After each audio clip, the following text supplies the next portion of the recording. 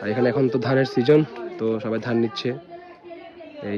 এটা হচ্ছে আমার বড় জেঠির বাড়ি, এটা হচ্ছে আমার মেজো জেঠির, আর এটা হচ্ছে আমার ছোট মার, মানে আমার ছোট মা বলতে ছোট কাকির বাড়ি। এই যে এটা হচ্ছে আমার বড় জেঠিমার বাড়ি।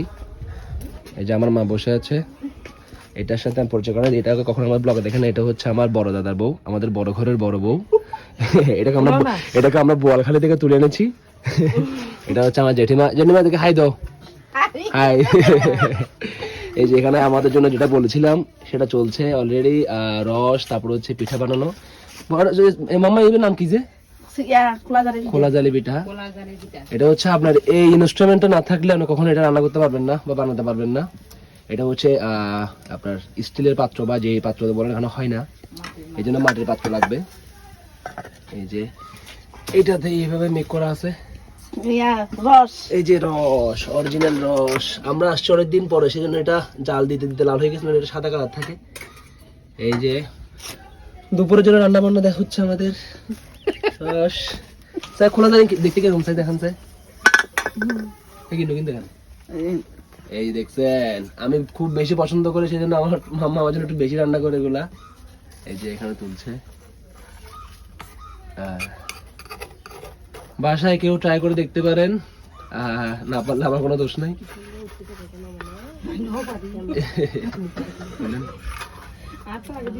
আমি এক বসাতে না হলে 10-12টা খেয়ে ফেলি। এই মামা বাড়িতে এর কেমন লাগে? খুব খুব মিষ্টি, ভালো লাগতেছে, খুব ভালো লাগতেছে। রস দিয়ে পিঠে দিয়ে সবাই খাচ্ছি আর আছে না? এই যে সামনে আসো, আমাদের রস জাল দেওয়া শেষ, এখন খাবার পালা। এই যে রস, এই যে পিঠা, এই যে পিঠা একদম চিকন চিকন, এগুলা জাস্ট এভাবে ঘুরাবেন। এগুলো আবার বানানোর সাথে সাথে খেয়ে ফেলতে হবে, বেশিক্ষণ রাখলে কিন্তু শক্ত হয়ে যায়। এভাবে দিবেন, এবার গোদ করে মেরে দিবেন। যে আমার বৌদি, আমার মা, আমার জেঠিমা, আমরা সবাই মিলে খাচ্ছি। আপনাকে একটু দেখাই, আপনি খাবেন না স্যার? খাবো খাবো। হ্যাঁ হ্যাঁ, এই যে সবাই বাড়িতে যাইয়েন এরকম পিঠে দিয়ে খাইয়েন, রস দিয়ে। হ্যাঁ, সবার বাড়িতে তো নাই, আমাদের বাড়িতে আসতে হবে। সবাইকে আমাদের বাড়িতে আসতে বলো। আসেন আসেন, তাড়াতাড়ি চলে আসেন। এই যে আমাদের খাওয়া দাওয়া চলছে, আমরাও খাচ্ছি। আমি এই পর্যন্ত এটা সহ মনে হয় 5টা, আর একটা নিলাম পিঠা। পিঠা অলরেডি শেষের দিকে। তো ভিডিওটা আজকে এই পর্যন্ত।